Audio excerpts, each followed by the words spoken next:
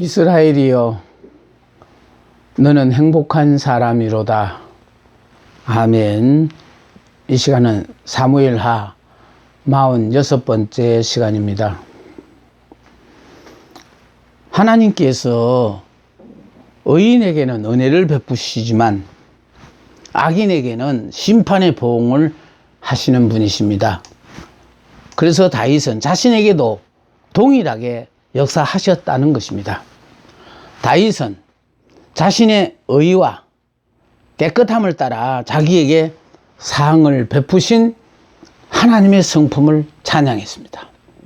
하나님은 자비한 자에게는 주의 자비하심을 나타내시며 완전한 자에게는 주의 완전하심을 보이시는 분이에요. 그러니까 우리가 은혜로 사는 사람에게는 하나님이 우리에게 은혜로 대하시고, 율법의 시대에 살고 있으며 아직도 율법적으로 사는 사람은 하나님께서는 그런 사람들 앞에는 율법으로 대하신다라는 걸 제가 말씀드렸죠. 여기 완전한 자에게는 주의 완전하심을 보이시는 분이세요. 그러니까 우리의 믿음대로 하나님은, 그래서 예수님이 신약에 보면 예수님이 오셔서요 36가지 기사와 이적을 행하셨다고요. 그런데 그 기사와 이적을 행하실 때마다 주님이 하신 말씀이 있어요. 믿음대로 될지어다, 소원대로 되리라. 그러니까 된다고 믿는 사람에게는 되는 역사, 소원이 있는 사람에게는 소원대로 돼요. 그런데 안 믿는 사람, 소원이 없는 사람에게는 그런 역사가 나타나더라도 아예 안 믿으니까, 부정하니까 역사하지를 않아요. 제일 중요한 것은 하나님은요 은혜의 하나님이라 자격자에게 복을 주시는 게 아니고 자격과 상관없이 하나님을 믿는 모든 사람들에게 이런 은혜를 베푸시기를 원하신다고요. 하나님은 깨끗한 자에게는 주의 깨끗하심을 보이시며 사악한 자에게는 주의 거스림을 보이시는 분이시에요. 여러분, 은혜 받고 살고 싶으시죠? 여러분이 은혜를 사셔야 해요. 여러분이 남의 잘못을 보고 용서하지 못하는 사람에게는 하나님도 여러분을 용서하지 않을 뿐만 아니라 하나님이 용서하지 않으니까 여러분의 잘못도 다른 사람들이 용서하지를 않아요. 우리가 남을 용서하는 이유가 뭔지 압니까? 내가 남을 용서하지 않으면은 나도 하나님으로부터 용서함을 못 받을 뿐 아니라 남도 나를 용서하지 않는다는 거예요. 그래서 내가 하나님으로부터 용서함을 받았다고 생각하고 사는 사람은 부지런히 빚 갚는 심정으로 남을 용서하며 살아야 해요. 이렇게 살으라고 주님이 우리에게 보여주신 거예요. 직접 육신을 입고 이 땅에 오셔서 십자가를 지고 그 고난의 길을 통과하신 이유가 바로 무엇이냐면은 죽기까지 우리를 사랑하셨으니까. 그래서 우리는요 남의 허물을 봤을 때마다 그 허물을 동네방네 소문내고 사는 것이 아니라 그 허물을 덮고 살아야 한다는 것을 아셔야 해요.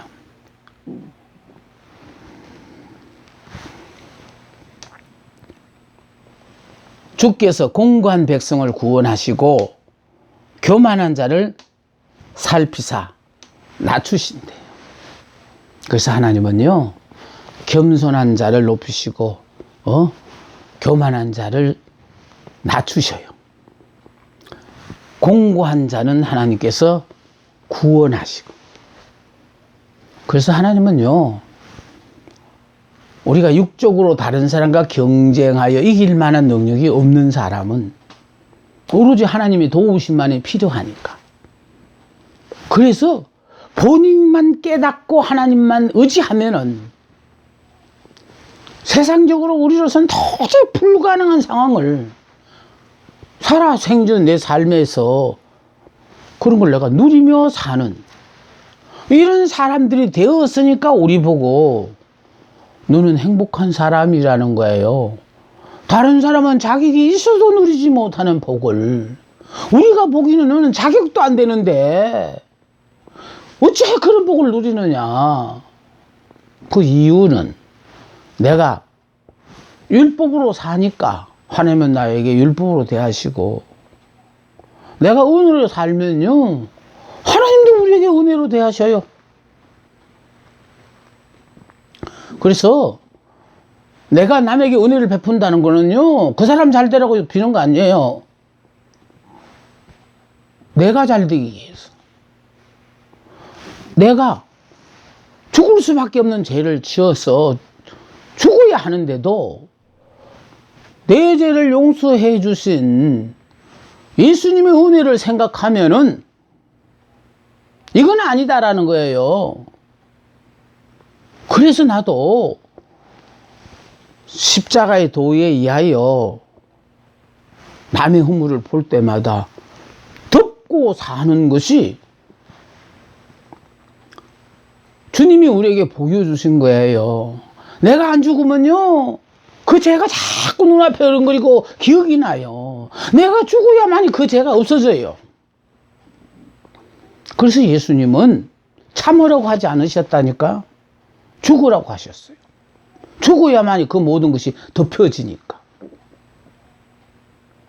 내가 사니까 자꾸 그때도 그러더니 이번에도 그러고. 내가 죽어보세요. 죽은 사람이 무슨 기억이 있겠습니까?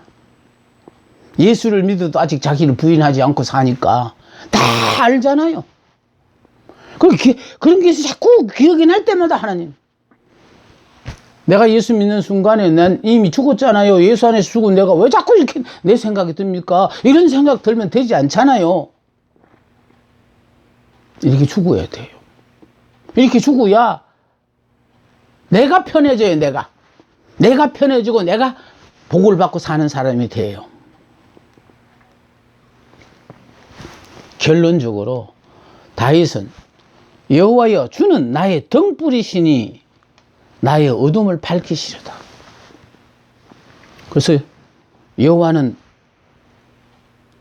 나의 등불이시니 나의 어둠을 밝히신데 찬양하며 자기의 결벽을 입증하시고 보상하신 하나님께 감사합니다. 다윗은요 사울에게 죄가 있어서 쫓기는 자가 아니었었어요.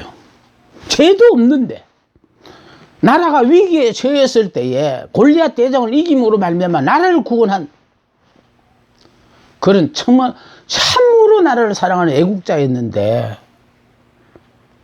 그런 다윗을 사울이 왜 그렇게 죽이지 못해서 안달이었느냐, 우리로서는 이해가 안 되었습니다. 그런데 그렇게 하게 하셨던 이유는 다윗이라는 그 한 사람을 철저하게 하나님만을 의지하는 사람으로 만들기 위해서 하나님께서 사울이라는 사람을 붙잡고 그렇게 다윗을 괴롭혔던 것입니다. 하나님 외에 의지하고 있는 것이 한 가지라도 있어도 그것마저도 다윗에게 잊지 않도록 다 다윗이 포기하도록 오로지 하나님만을 내가 의지해야 될 뿐이고 하나님만이 나를 구원하실 뿐이라는 거, 그거 깨닫게 해주기 위해서. 그걸 깨달았으니까 그런 다윗이 이스라엘 왕이 되었으니까 그가 할 수 있는 일은 오로지 하나님의 영광을 위하여 사는 사람이 되었잖아요. 그러나 이제 우리가 10장 11장 12장에서는 다윗이 범죄를 하는데 그 범죄하는 그 자체가 다윗도 육을 입고 살다가 보니까 순간순간 육신의 소욕의 유혹을 받는다라는 거예요. 그래서 이렇게 은혜로 사는 사람이라도 죄를 지을 수 있다라는 거. 그래서 우리는 늘 깨어 있어야 하고, 그런 유혹을 받을 때마다 우리는요, 나는 죽었잖아.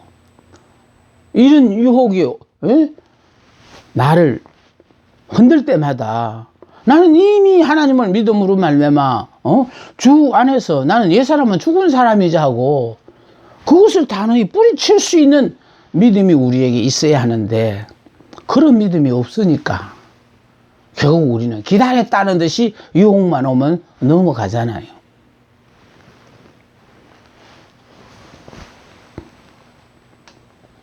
승리를 주시는 하나님. 다윗은 하나님께서 자신에게 힘과 승리를 주신 결과로 대적들을 철저히 회파할 수 있었다고 고백을 했습니다. 그러니까요. 힘과 승리를 주신 그 하나님 덕분에 그래서 대적들을 철저히 회파할 수 있었다고 고백하는 거. 그래서 우리가요. 사람들이 우리 보기에는 바보 같은 사람이라 그러기나 말거나 하나님만을 의지하는 사람. 그러니까 하나님만을 의지하고 믿음이 좋다고 하는 사람들이 한결같은 점이 바로 너무 착하고 단순하고 깨끗해요. 그러니까 우리가 자꾸 믿음이 성장하면요. 이 잔머리 안 굴려요. 하나님이 나보고 행복자라면 행복자예요. 그게 무슨 주석을 달아요? 이렇게 순진하고 깨끗하고 정직한 사람이 되어지면은 하나님이 다 알아서.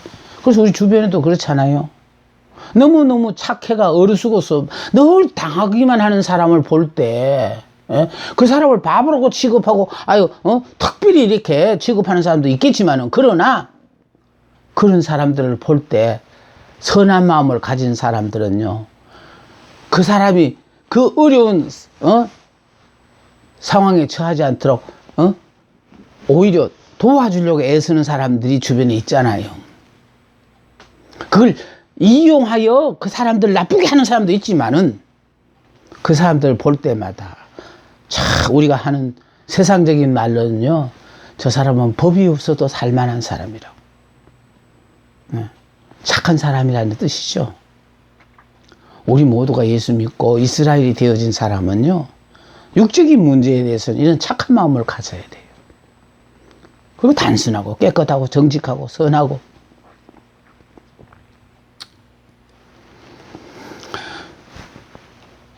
다윗은 하나님께서 자신에게 힘과 승리를 주신 결과로, 그래서 하나님이 함께 하시면 힘이 필요하면 힘을 주시고 승리가 필요하면 승리를 주시고, 그래서 적들을 철저히 해파할 수 있었다고. 그리고 하나님의 은혜였다는 거예요. 결과적으로 지금까지 살아온 것도 또 그 수없는 전쟁에서 승리하여 이스라엘 나라를 세우게 된 것도 이거 전적으로 하나님이 하셨다라는 거예요. 그래서요, 여러분이 진실로 은혜의 사람이 되어지면은 그저 입에서 나오는 소리는요, 나에서 나된 것은 전적으로 하나님의 은혜라고 고백하는 이런 삶을 사는 사람은요, 누구를 탓하지 않아요.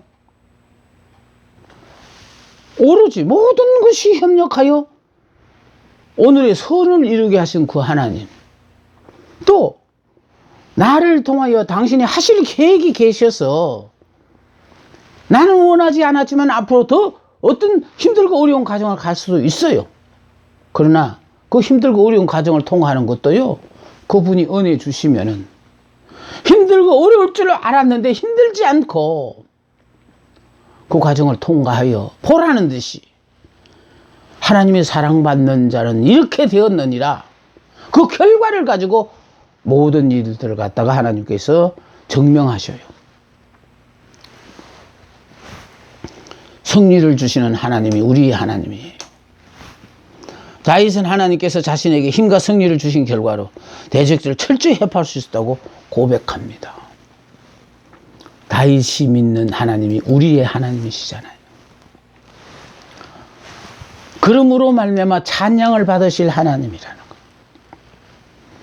개인적인 경험을 통해 하나님의 영존하심과 그분의 어르심을 인지한 다이.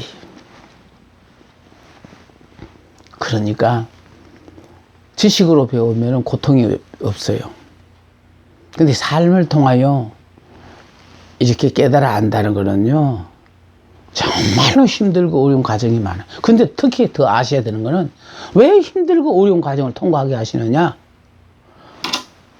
우리가 싸우는 전쟁은 영적 전쟁이거든요. 영적 전쟁은 하나님의 전쟁이에요.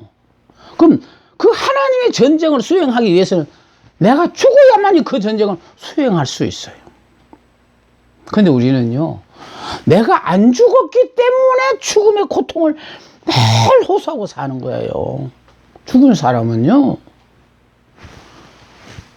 아무리 힘들고 어렵다 소리가 안 나와요. 감사 찬송만 나오지. 이렇게 붙잡고 서주시는 것에도 감사하고, 생명을 연장하여, 이렇게 하나님께서 나를 통하여,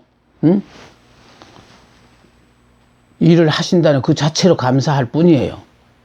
그래서 여러분, 개인적인 체험을 통해서 하나님의 영존하심과 그분의 의로우심을 인지하게 된 다윗이라는 거예요. 하나님은 우리에게요, 이런 과정을 통과하게 하시는 거예요. 만방 중에 하나님을 찬송하리라고 맹세했습니다. 다윗은 이렇게 해요. 하나님을 찬송하리라고 맹세했어요. 이 좋으신 하나님. 그러니까 제가요, 왜 이스라엘이 너는 행복한 사람을 그냥 남이 비웃든 말든 상관하지 않고 열심히 외치는 이유는 정말 한마디로 말해서 이 말씀밖에 없다라는 거예요. 이스라엘이요, 너는 행복한 사람이로다.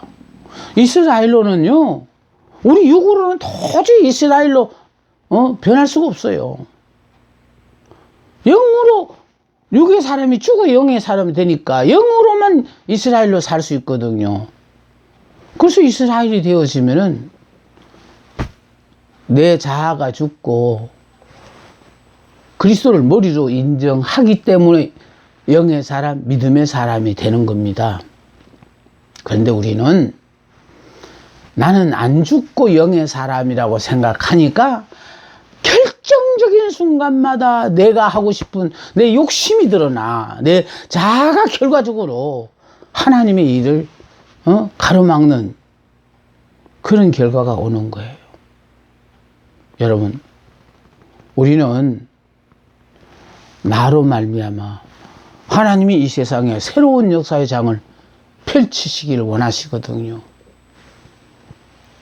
좋지 않는 어떤 이미지를 가졌더라도 그런 내가 변하여 완전히 그리스도 안에 새 사람이 됨으로 말미암아 지난날 잘못되었던 것 그 이상으로 하나님이 큰 영광을 받으신다는 거예요.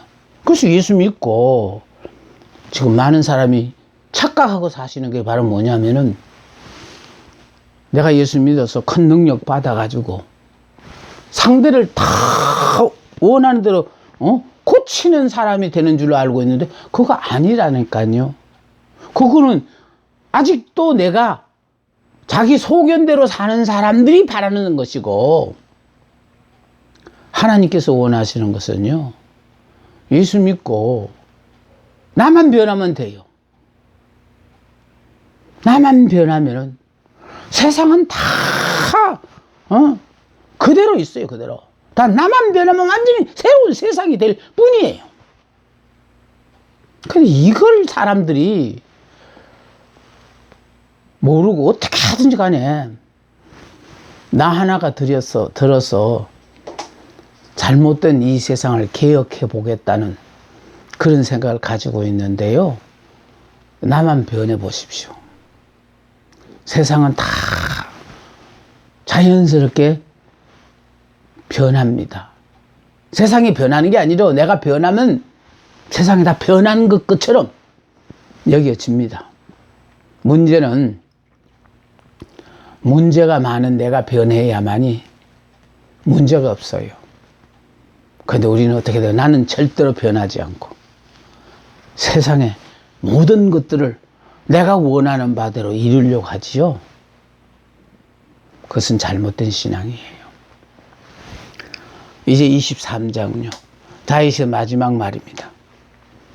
22장은 통치 초기에 지은 것으로 감사와 찬양의 시이며, 지금 우리가 배우는 23장은요. 다윗의 인생 말기에 이르러 지은 것입니다. 자, 다윗의 마지막 말, 본세의 신적 권위에 대한 자증. 자, 의로운 왕으로 말미암은 새세기를 노래했습니다. 사악한 자에게 임할 하나님의 심판을 노래하고요. 뿐만 아니라 첫 3인의 활약상, 다윗의 용사 중에 가장 뛰어난 세 사람. 예, 그러니까 요셉 바세벳, 일명 에센 사람, 아디노 군장의 두목인데 한때 800명을 한 번에 쳐 죽인 사람입니다. 그런가 하면은 엘르아살이 있고 또 삼마가 있었어요. 또 여기 지금 삼마는 하랄 사람 아게의 아들로서 녹두나무가 가득한 밭에서 블레셋을 쳤대요. 자, 이제 첫 3인의 활약상이라면 이제는 둘째 3인의 활약상요. 충성면에서 첫 3인과 다를 바 없으나 능력면에서 다소 뒤지는 둘째 3인의 활약상. 베들레헴 성문 곁 우물물을 길어오는 3인의 용사들. 3인의 용사들이 다윗의 갈증을 풀어주기 위하여 블레셋 부대가 지키고 있던 베들레헴에 들어가 성문 곁 우물물을 길어왔어요. 그러니까 다윗이 베들레헴의 우물물을 먹고 싶다고 하니까 왕을 위하여 목숨을 걸고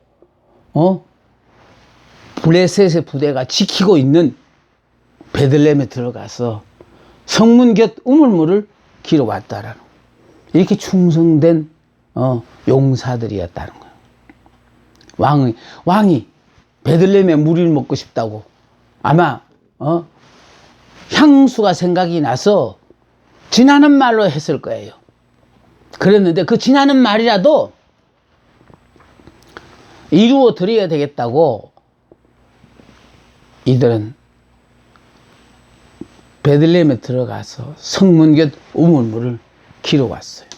그랬을 때 그 우물물을 받은 다윗이 어떻겠습니까? 아, 참 맛있다.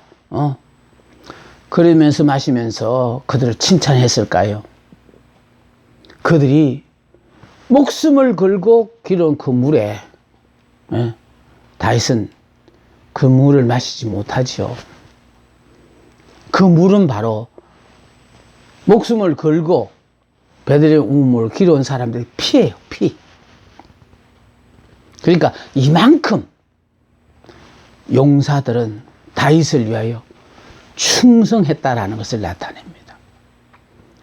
우리가 이런 사람들의 이야기를 들으면서요, 정말 하나님 앞에 이런 충성된 하나님의 자녀들이 되었으면 얼마나 좋을까 하는, 이런 사람들의 믿음이 부러워하는 우리들이 되어야 합니다.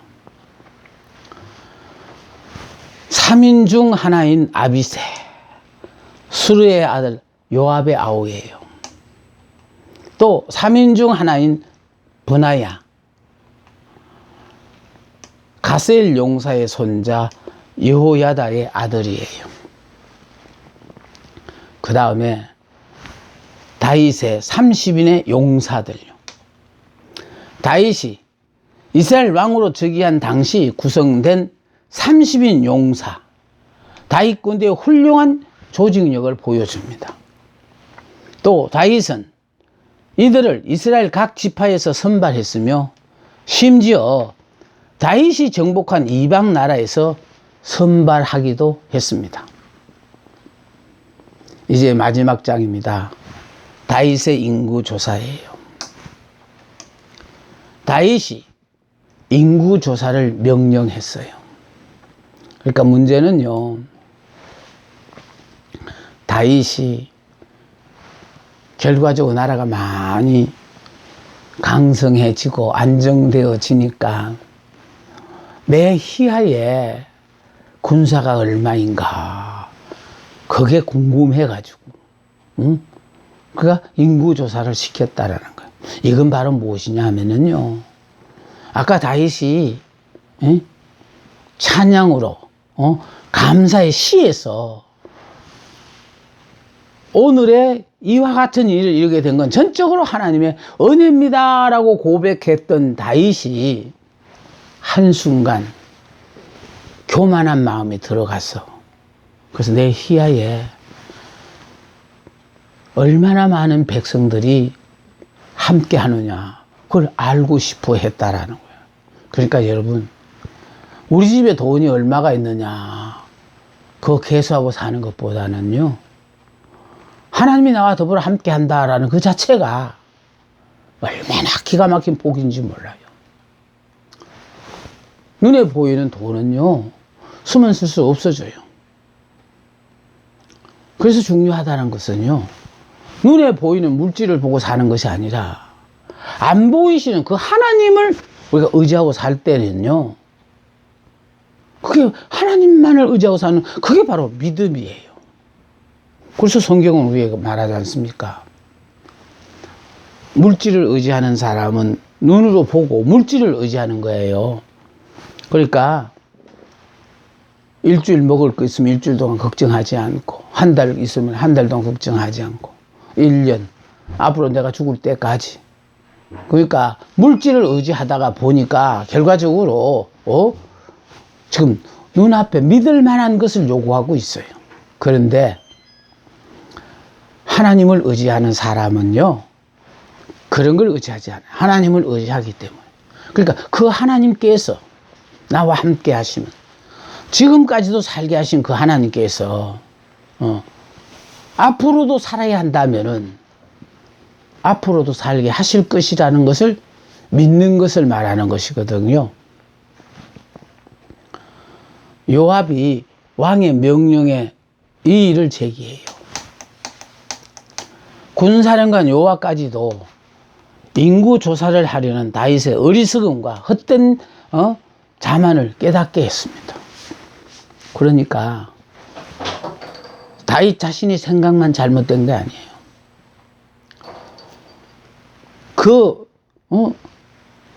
신하들마저도 이건 잘못된 일이라고 깨닫게 해주는데도 그 말을 듣지 않고 결국은 인구조사를 했다는 것입니다. 요압이 전국을 돌아다니며 인구조사를 10개월 동안 계속했습니다.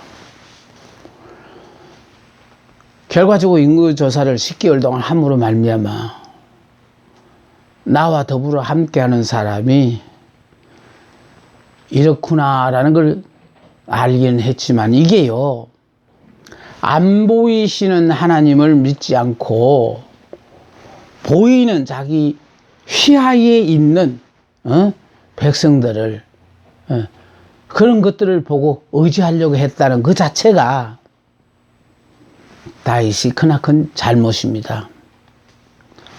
하나님의 징계가 다윗에게 전달되었습니다. 하나님께서 갓 선지자를 통해 다윗에게 어떤 해초를 맞을 것인지에 대해 선택하라고 말씀하셨습니다. 하나님은요, 잘못하니까 바로 벌을 내리신 것이 아니고 다윗에게 벌을 내리되 네가 고르래. 그래서 하나님께서 갓 선지자를 통해 다윗에게 어떤 해초리로 맞을 것인지에 대해 선택하라고 말씀하셨습니다. 그런데 그 선택하는데 첫째는 7년 동안 기근에 시달리고, 두 번째는 석 달 동안 전쟁으로 말미암아 어려움을 당하던 것이냐. 자, 석 달간의 도주는 다윗의 온갖 승리의 영광을 먹치라고 이때까지 승승장구했잖아요.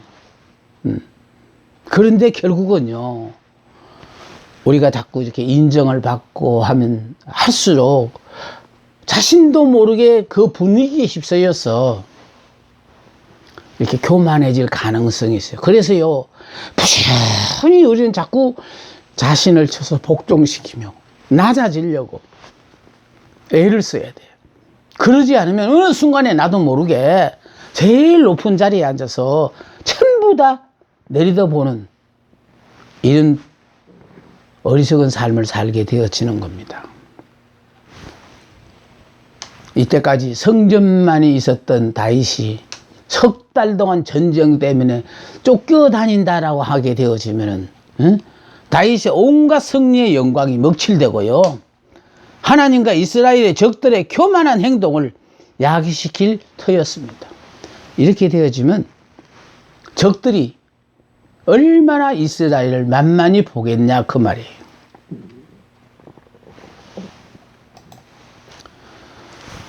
대적들의 긍휼은 잔인하며 석 달이면 그들이 여러 해 동안 해도 복구할 수 없는 피해를 이 민족에게 입힐 것임을 알았습니다. 자, 세 번째는 뭐냐면은 3일 동안의 온역을 선택하라고 그랬어요.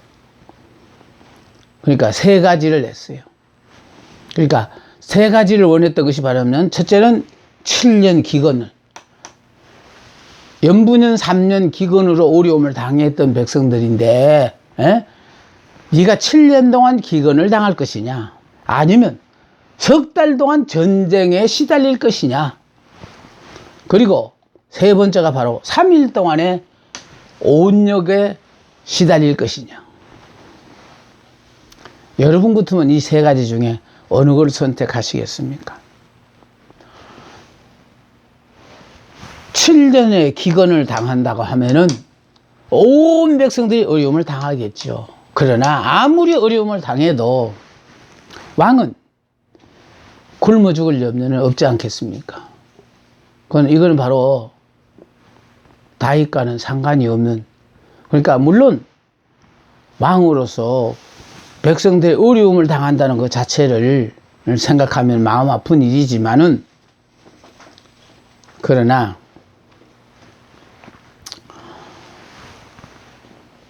(7년) 기근요, 석 달 동안의 전쟁이에요. 그러니까 석 달 동안 전쟁에 시달릴 건데, 이 전쟁을 하더라도 또 중요한 것은요, 다윗은 늙었기 때문에 전쟁에 나가지 않도록 돼 있어요. 그러니까 결과적으로